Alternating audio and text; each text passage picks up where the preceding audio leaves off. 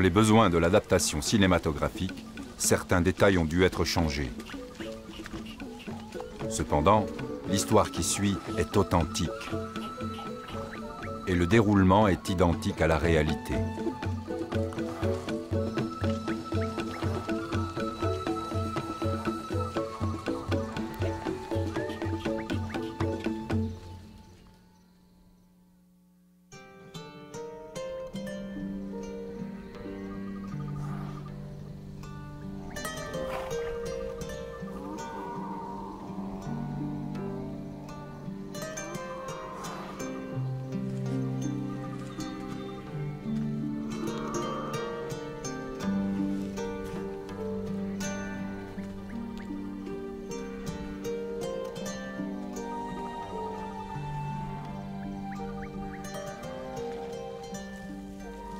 Je fais partie du peuple Fulani, et en accord avec nos coutumes, quand j'étais encore un gamin, j'étais le premier à me lever le matin, car j'étais le plus jeune.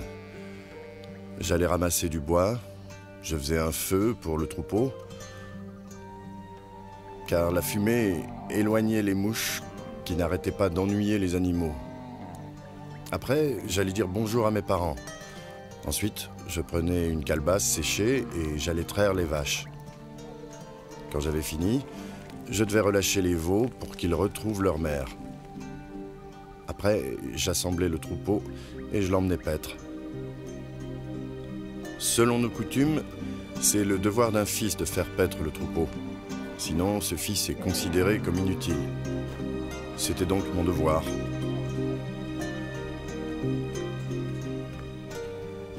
Depuis ma plus tendre enfance, j'aimais beaucoup mon père.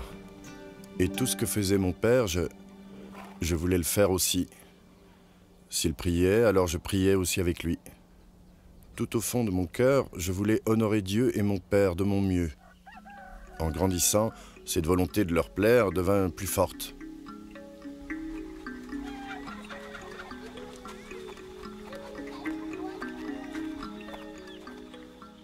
Père, je suis béni d'avoir un père comme toi. Tu m'as donné tout ce qu'un fils peut attendre de son père. Mais j'ai quand même une grande faveur à te demander, si tu as la patience de m'écouter. Dis-moi de quelle faveur il s'agit. Eh bien, est-ce que tu me permets de continuer mes études? J'aimerais aller à l'école coranique pour étudier le Coran. J'y tiens, c'est mon plus grand souhait. J'espère que tu seras d'accord.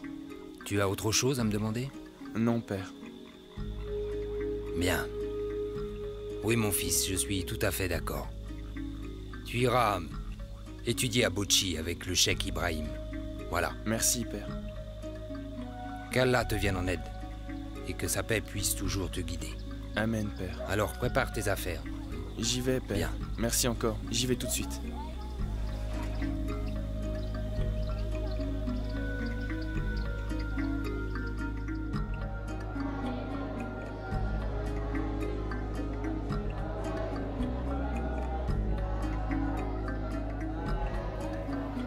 J'ai passé 3 ans à Bochi pour étudier le Coran dans la maison du cheikh. Je n'étais pas le seul étudiant. Nous étions nombreux. Nous avons appris les principes de base de la religion islamique et ses applications dans la vie quotidienne.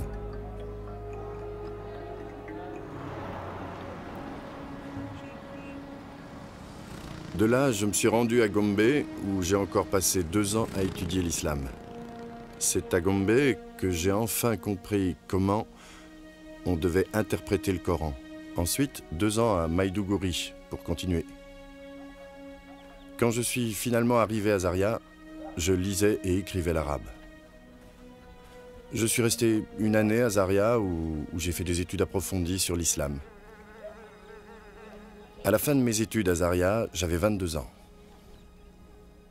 Pour me perfectionner, j'espérais trouver le moyen de me rendre en Arabie Saoudite.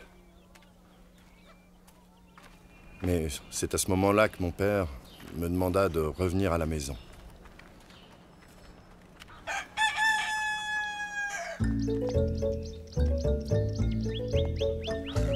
Mon père trouvait que c'était mieux que je reste au village, pendant que nous cherchions les moyens pour m'envoyer étudier en Arabie Saoudite.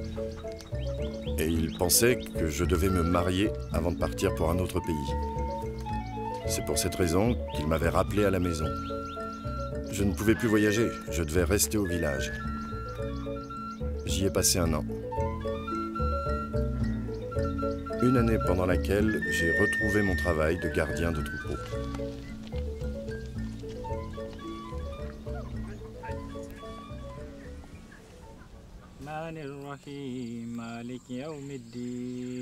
Je suis aussi devenu le chef spirituel et le professeur de notre village. Un soir, en rentrant des pâturages, nous avons récité nos prières du soir. Ensuite, nous nous sommes installés pour dîner. Pendant la conversation, mon père a dit qu'il était ennuyé que je ne sois pas marié. Mais moi, je trouvais qu'il valait mieux que je finisse mes études en Arabie Saoudite avant de me marier. Tu as réfléchi à ce que vont devenir tes femmes? Qu'est-ce que nous allons faire d'elles? Mais père, tu sais bien que je ne suis pas encore marié. Hélas, je le sais. Mais c'est la volonté d'Allah qu'un homme prenne des épouses. Oui, c'est la volonté d'Allah. Alors marie-toi si tu sais que c'est sa volonté. Non, père. Je veux réellement connaître mieux Allah. Je le souhaite plus que tout. J'apprécie ta détermination. Et je comprends ce que tu ressens. Oui, mais ta mère trouve que l'Arabie Saoudite, c'est bien loin. Et elle a peur que si tu pars, nous courions le risque que tu ne reviennes plus jamais. On reparlera demain matin de tout ça.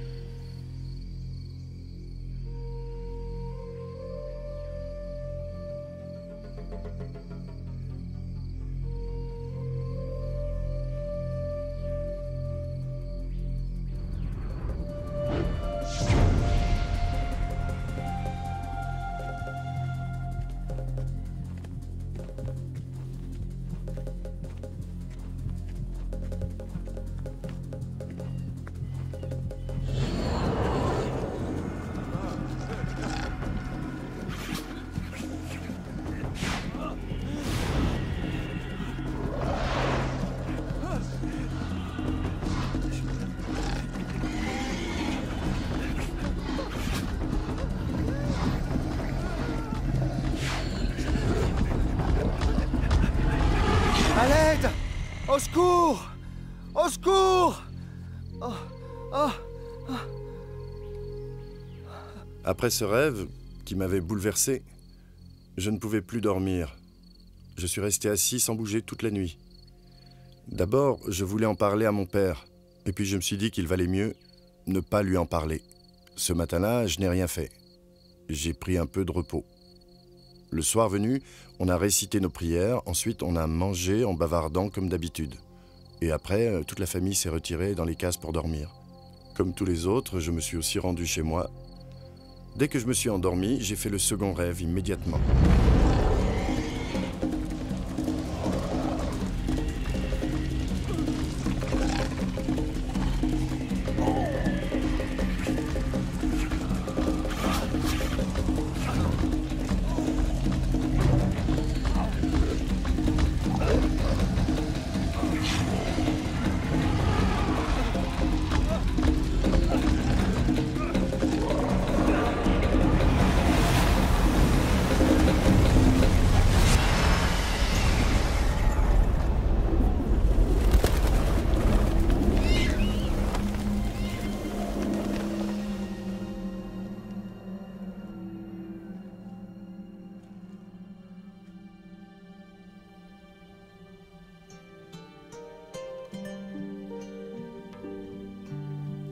Mon fils, que fais-tu ici? Je n'en sais rien. Veux-tu que je te ramène chez toi?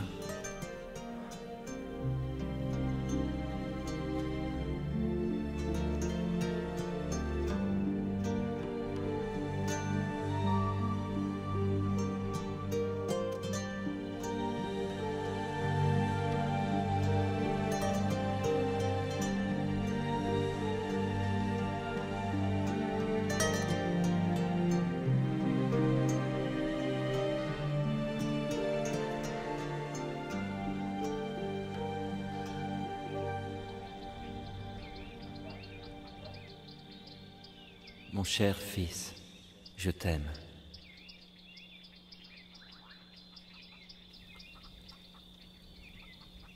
Ce second rêve ne m'a pas effrayé. Je n'ai pas transpiré comme pour le premier. Je me suis seulement demandé, qui est cet homme qui veut me sauver? Qui est cet homme qui essaie de m'expliquer des choses? Et immédiatement, je suis sorti de ma case en me disant qu'il fallait que j'en parle à mon père. Je lui ai raconté mon rêve. Sa réaction fut instantanée. On va chez le sorcier. Va te préparer.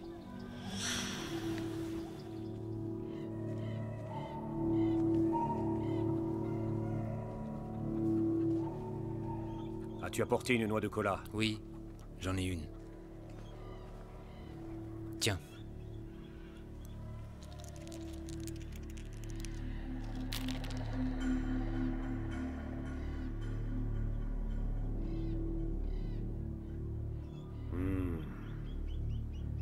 Parle-moi. Parle-moi. Parle-moi.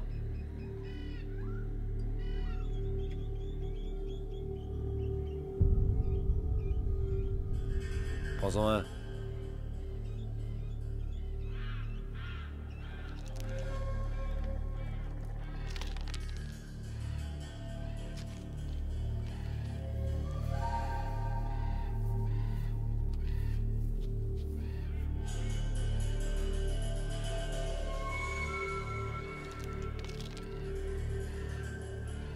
Le père, ton fils est entre les mains de sorcières. Oui. Elles auraient pu le tuer en 2 jours. Heureusement que tu es venu. Avec ces sorcières, je vais passer un marché.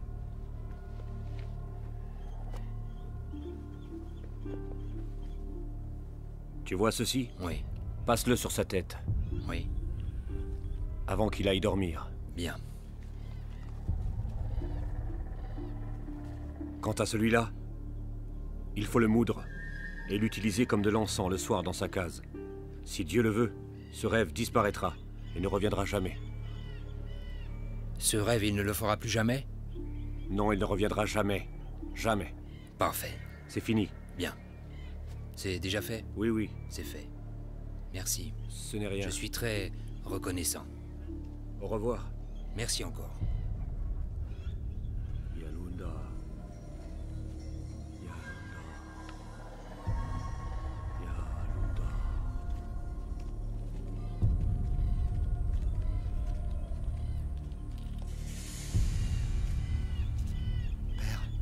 Père, Qu'est-ce qu'il y a? j'ai eu un autre rêve. Quel genre de rêve? J'étais sur le point de tomber dans une crevasse quand des esprits malins me sont apparus. Papa!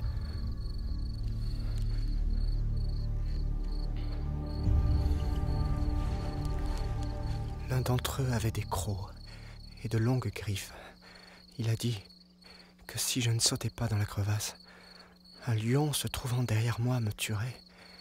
À l'instant où j'allais sauter, l'homme en blanc m'est apparu. L'homme en blanc, qui est-ce? Oui, celui qui, dans l'autre rêve, m'a secouru. Qu'a-t-il fait pour toi? Il m'a demandé si je voulais rentrer à la maison.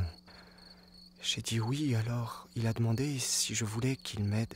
J'ai encore dit oui, alors il a refermé la crevasse d'un simple geste et m'a ramené. Avant de s'en aller, il m'a dit qu'il m'aimait et il a disparu. Et les esprits malins? Quand ils l'ont vu, ils ont disparu. On va te coucher, t'auras plus de mauvais rêves. Papa, j'ai la frousse. Qu'est-ce que tu dis? Tu peux pas avoir peur d'un rêve? C'est pas seulement un rêve, c'est bien plus que ça. Utilise la magie du sorcier et va vite te coucher. Si les rêves reviennent de nouveau, nous pourrons nous rendre à Sokoto demain matin pour voir un autre sorcier. D'accord? Essaie de te reposer.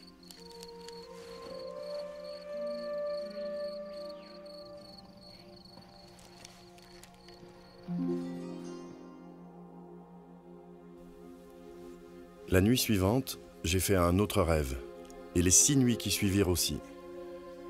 Dans tous ces rêves, l'homme qui portait des tuniques d'un blanc étincelant venait à mon secours et me sauvait chaque fois des mauvais esprits. J'étais en sécurité avec lui. Je sentais qu'il me protégeait. À la fin de chacun des rêves, il répétait toujours la même chose, sans varier. « Je t'aime, mon fils. Je t'aime, mon fils. Je t'aime, mon fils. Je t'aime. » J'ai commencé alors à comprendre que l'homme qui était dans mes rêves était le prophète qui, dans le Coran, est connu sous le nom de prophète Isa, et que les chrétiens appellent Jésus, le Messie. Après cela, j'ai eu le dernier rêve. En fait, c'était le 7e rêve.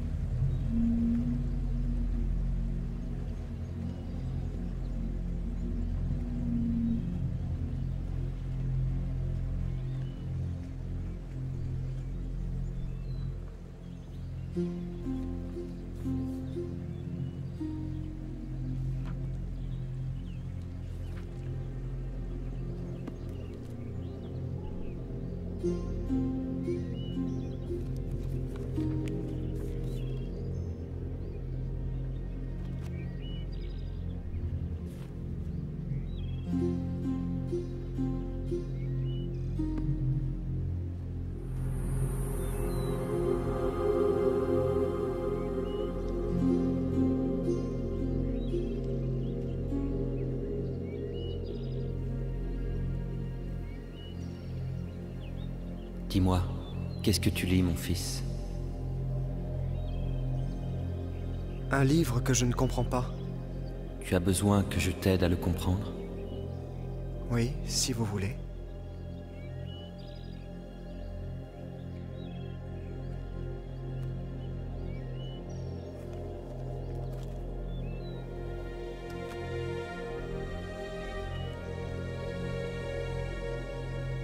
Mohamed, ce livre vient de Dieu.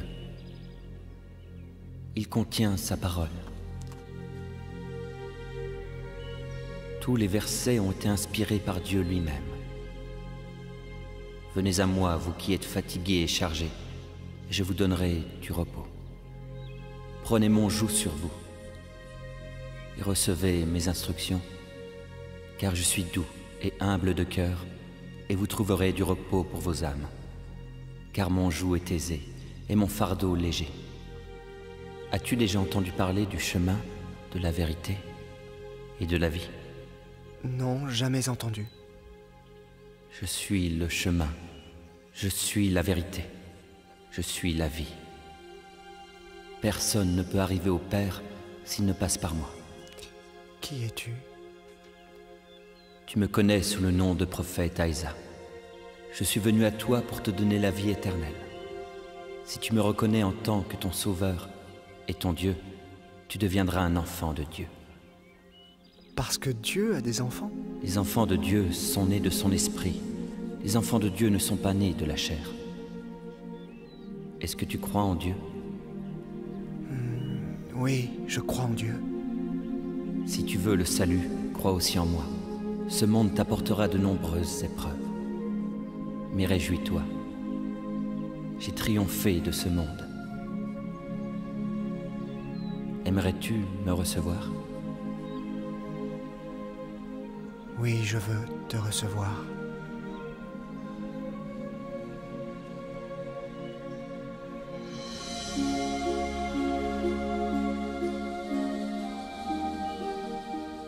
Très tôt ce matin-là, quand je me suis réveillé, j'ai eu l'idée de rendre visite à un chrétien du village voisin, qui s'appelait Jonathan. Je voulais partager mes réflexions avec lui, parce que c'était un brave homme, et je sentais que je pouvais lui faire confiance. Je lui ai raconté mes rêves. Jonathan a écouté attentivement, puis il a été chercher un prêcheur à Bauchi. Il le connaissait bien, parce que ce prêcheur venait dans son village tous les dimanches. Vous pouvez attendre ici, pasteur. Je vais chercher Mohamed et on vous retrouve ici. D'accord.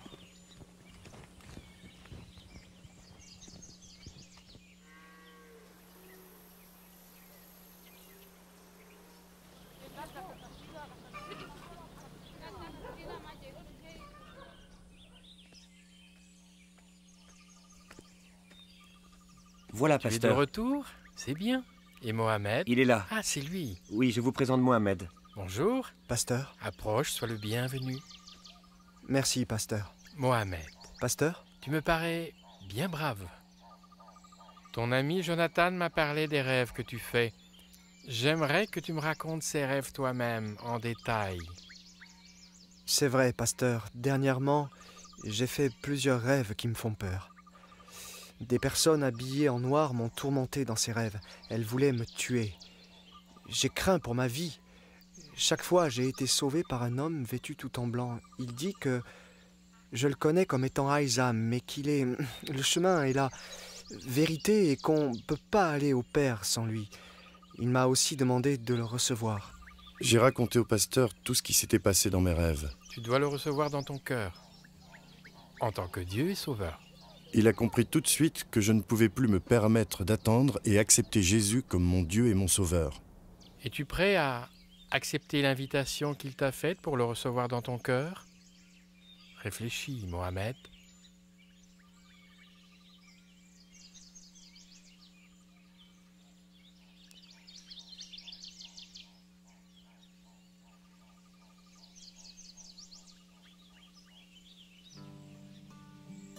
Très bien. Alors si tu le veux, je vais te guider. Tu verras que Jésus deviendra source de paix en toi. Répète après moi. Moi, Mohamed, Moi, Mohamed, accepte Jésus accepte Jésus comme Dieu et Sauveur. comme Dieu et Il Sauveur. va me montrer. Il m'a fait le dire chemin une et simple la prière vérité. et je me suis repenti de mes péchés. Amen. Amen. J'ai reçu Jésus Je suis et il est certain devenu que mon la Sauveur et mon bénédiction Dieu. maintenant est à toi. Dès que j'ai ouvert les yeux, j'ai ressenti une joie et une paix comme jamais auparavant. J'étais heureux et mon cœur plus léger parce que je n'avais plus peur. Mon angoisse avait disparu. Je n'avais plus que joie et paix au fond de mon cœur. Et j'ai senti l'Esprit de Dieu qui me poussait vers mon père et ma mère pour que je leur révèle que j'avais obtenu la grâce de Dieu dans ma vie. Non, mais je dois rêver. Mon fils est devenu un chrétien. Ah! Je ne pourrai jamais l'accepter. Jamais! Mon fils est devenu un infidèle. Je ne resterai pas assis près de lui.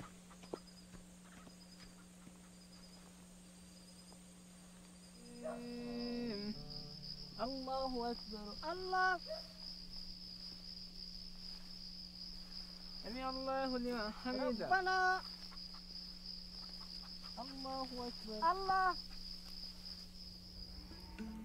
Quelques jours après, mon père m'a demandé ce qui m'arrivait, parce qu'il avait remarqué que je lisais la Bible et que je n'allais plus à la mosquée. Il était très en colère contre moi.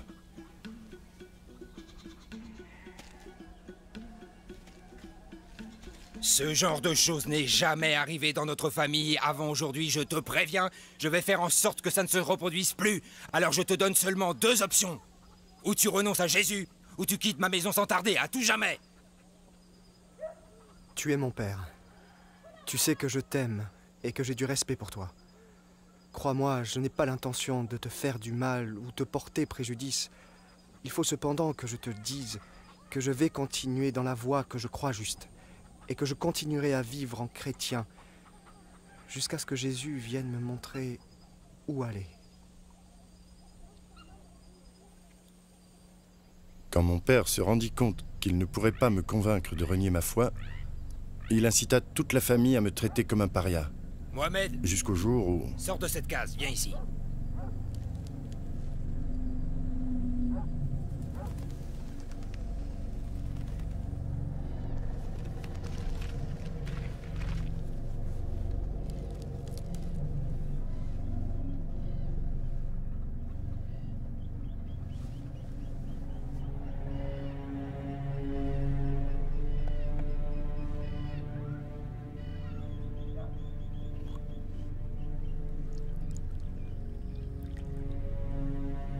Bois ce liquide.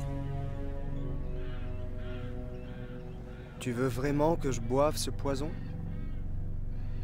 Bois et tais-toi. Est-ce que tu peux m'accorder une faveur? Dis toujours. Je veux prier avant de boire. Non.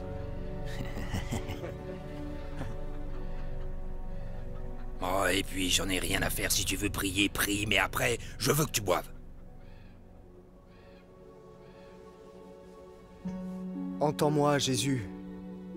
C'est à cause de toi que je dois boire ce poison. Je mets ma vie entre tes mains.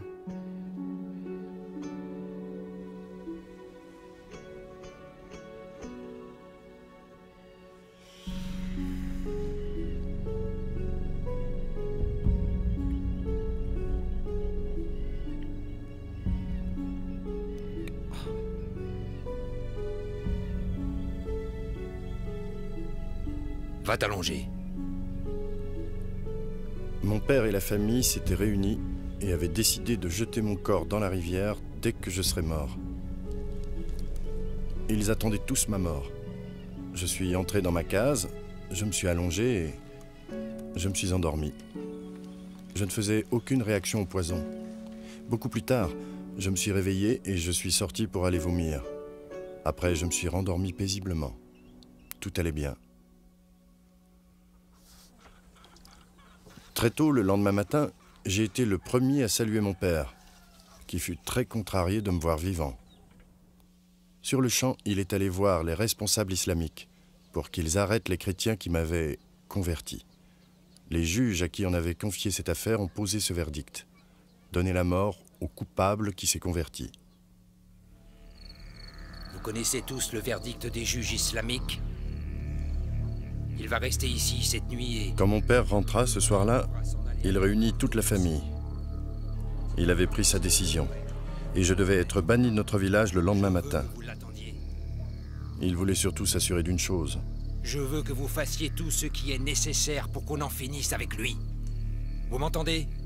Mettez fin à sa vie. Compte sur nous, on va le faire. Va-t'en. Va vivre avec les gens que tu aimes. Moi, je t'ai assez vu. Je ne veux plus que tu vives à mes côtés. Jamais. Va-t'en. Va-t'en. Rends-moi ce pantalon et les chaussures.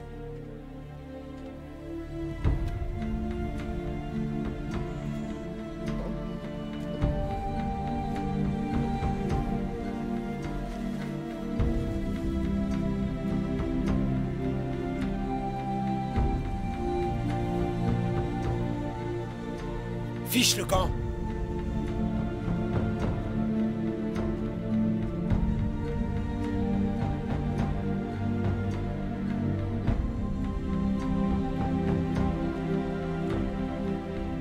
Allez-y.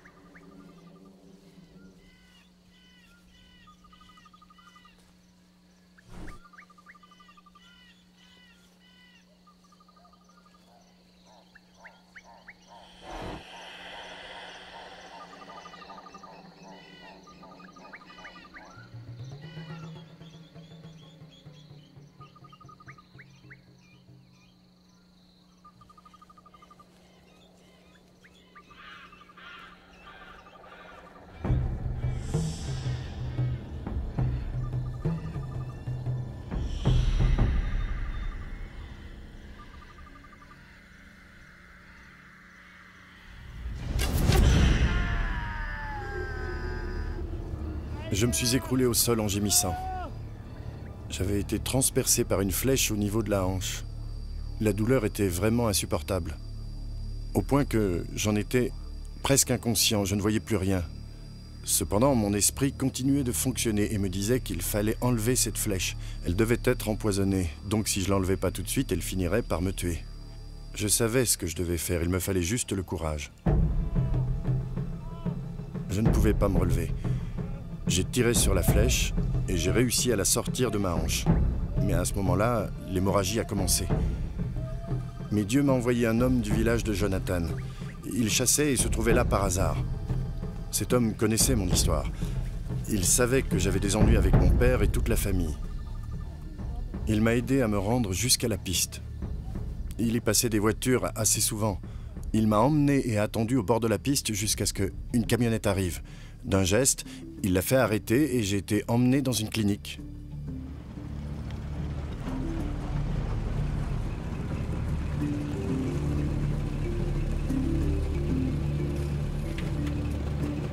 L'arrivée de cette camionnette était providentielle. Encore une fois, Dieu m'avait secouru. La clinique où on m'emmenait avait bonne réputation, mais les soins coûtaient cher. Et ce sont les chrétiens du village de Jonathan qui se sont cotisés pour payer mon intervention chirurgicale. Je suis resté plus d'1 mois en convalescence dans cette clinique.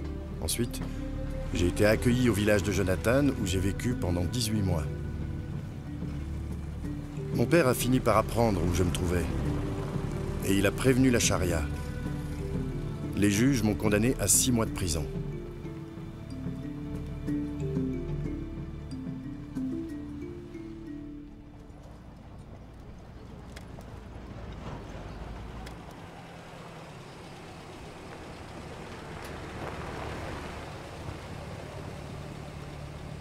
Après 6 mois de détention, j'ai été relâché et escorté dans le village de mon père par la police.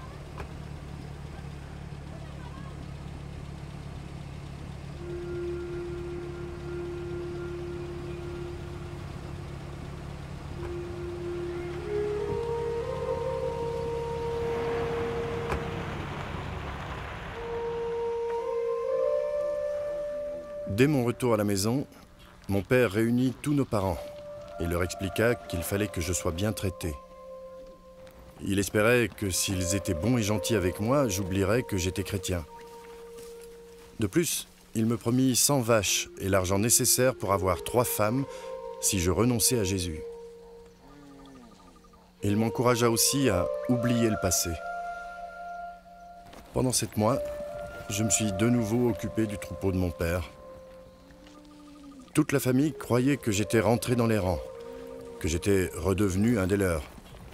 Au fond de moi, je me rendais compte que ma foi disparaissait peu à peu. Je compris alors que mon père et ma famille essayaient de me séparer de mon Dieu. Je compris aussi que je ne leur avais jamais ouvert mon cœur. Entre.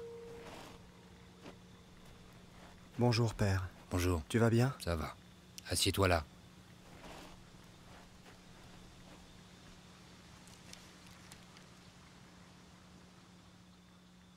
Je voudrais te parler de ta fiancée, mon garçon.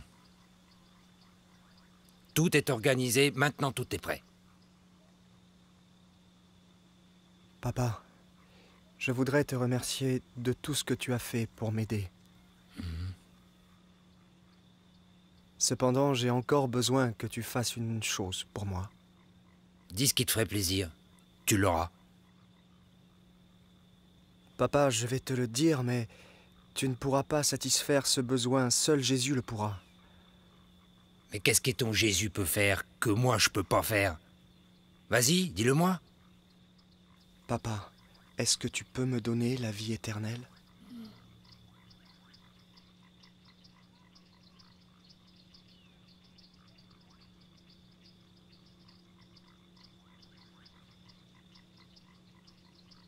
Non.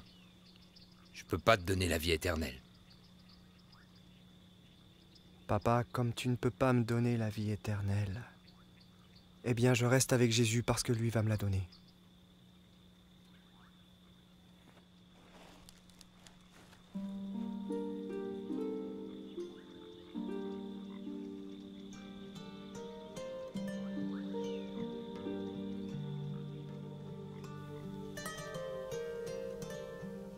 J'ai quitté la maison de mon père et je me suis réfugié chez Jonathan, où j'ai vécu pendant 2 ans. Pendant cette période, je ne ressentais aucune envie de communiquer avec ma famille. Je n'en ressentais aucun besoin. Puis un jour, je reçus un message. Mon père était à l'hôpital, très malade, et il désirait me voir.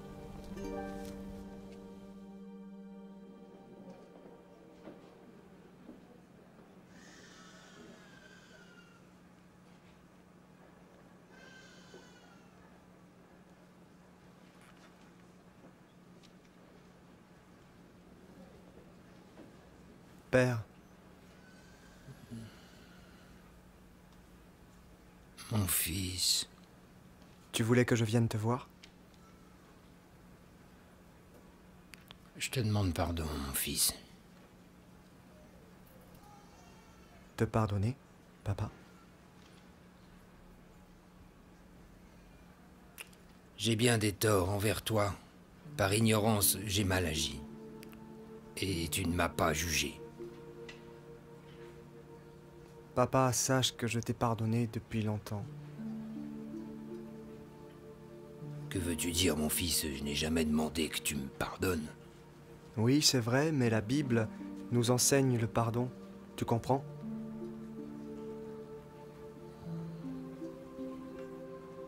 Mon fils, accroche-toi à ton Dieu de toutes tes forces.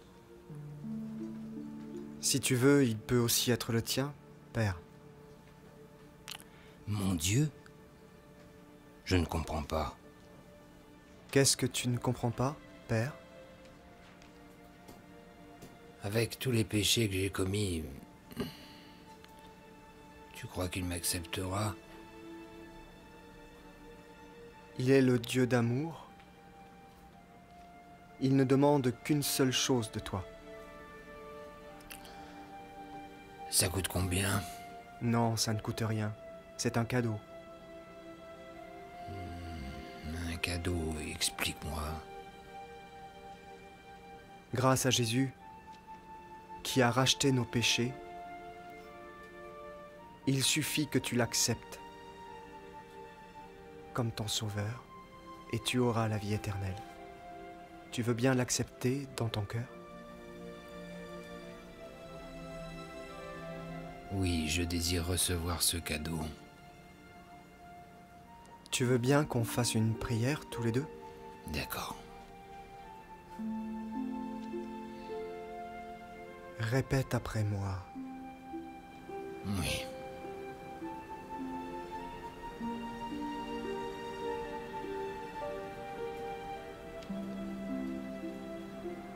Jésus, je viens devant toi. Oui, Jésus, je viens devant toi. Afin que tu pardonnes tous mes péchés, et je veux...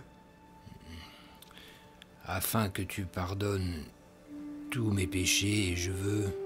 Que tu deviennes mon Seigneur et mon Sauveur. Que tu deviennes mon Seigneur et mon Sauveur. Amen. Amen.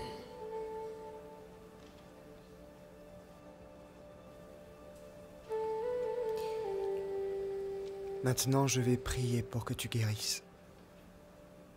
Non, je ne veux pas que tu pries pour ma guérison. Et pourquoi? Je comprends pas. C'est Dieu qui nous guérit ou pas? Mais non, je veux pas être guéri. Je suis prêt à rencontrer celui qui est le Sauveur. Je veux dire Jésus.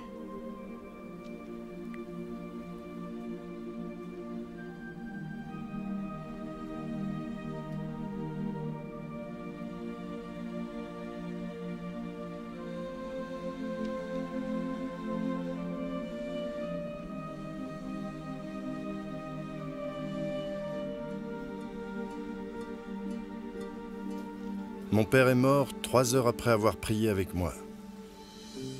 Il s'est éteint dans la paix et dans la joie.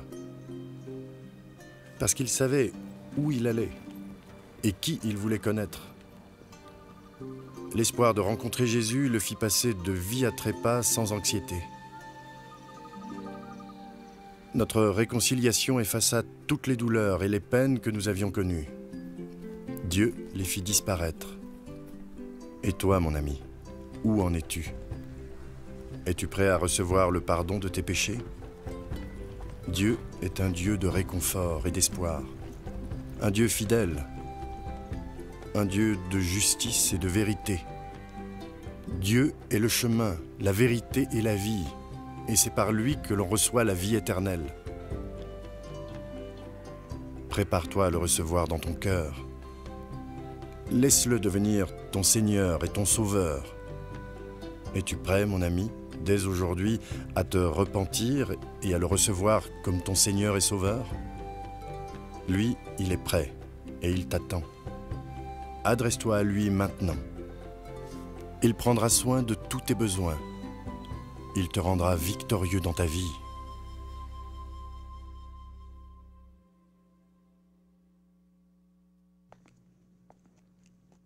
Il est naturel pour des parents de protéger et d'élever ses enfants. Le père de Mohamed n'était pas une exception, mais Mohamed a franchi une frontière.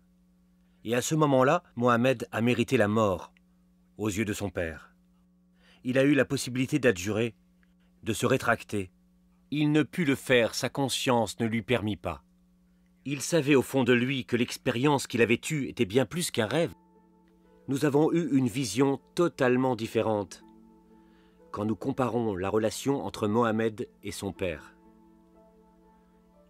et la relation entre Jésus et Dieu. Le père de Mohamed n'hésita pas à décréter que son fils devait mourir pour ses péchés, surtout que selon lui, Mohamed avait commis le péché le plus grave, celui de choisir un autre Dieu, tandis que Dieu le Père avait décrété que Jésus allait mourir pour les péchés de l'humanité. Vous vous demandez peut-être, Jésus avait-il déplu à son Père en quelque façon? Pas du tout. Dans l'évangile de Matthieu chapitre 3, Dieu a parlé de Jésus, en ces termes. « Celui-ci est mon Fils bien-aimé, en qui j'ai mis toute mon affection. » En fait, durant son ministère sur terre, Jésus n'a jamais fait quoi que ce soit pour déplaire à son Père. Jamais, c'est certain. Pourquoi son Père alors? Je parle maintenant de Dieu. A-t-il voulu que son Fils soit crucifié et qu'il meure sur la croix comme un criminel, couvert d'opprobre et de honte? Comment un Père parfait peut-il abandonner son Fils à une mort aussi abominable que celle de la croix? Un Fils bien-aimé qui toute sa vie n'a rien fait de mal? La seule façon de comprendre, c'est de se référer à la mission du Messie. En effet, Jésus n'est pas venu sur terre pour agir selon sa volonté. Il est venu dans le monde pour accomplir la volonté de son Père. Et la volonté de son Père était que son Fils donne sa vie pour racheter les péchés du monde. Dans l'évangile de Jean, chapitre 3, verset 16, la parole de Dieu nous dit que Dieu a tant aimé le monde qu'il a donné son Fils unique, afin que quiconque croit en lui ne périsse pas, mais qu'il ait la vie éternelle. Et verset 17, Dieu en effet n'a pas envoyé son Fils dans le monde pour juger le monde, mais pour que le monde soit sauvé par lui.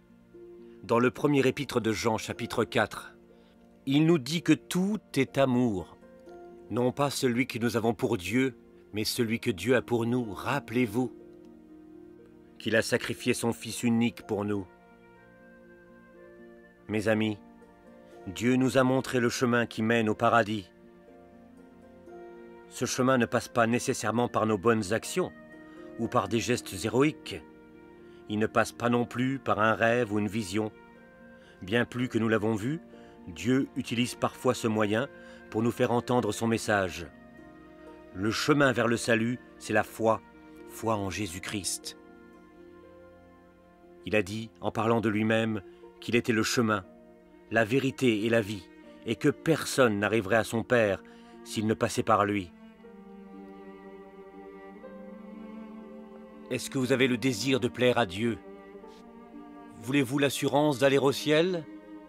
Si c'est vraiment ce que vous désirez, alors sachez que c'est aussi ce que Dieu veut pour vous. Prions Dieu tous ensemble maintenant, afin de demander pardon de nos péchés à Dieu et la vie éternelle. Dieu de bonté et d'amour, je suis un pécheur. Je ne peux pas avoir le salut, sauf si le Seigneur Jésus accepte de venir dans mon cœur et me pardonne mes péchés. Amen.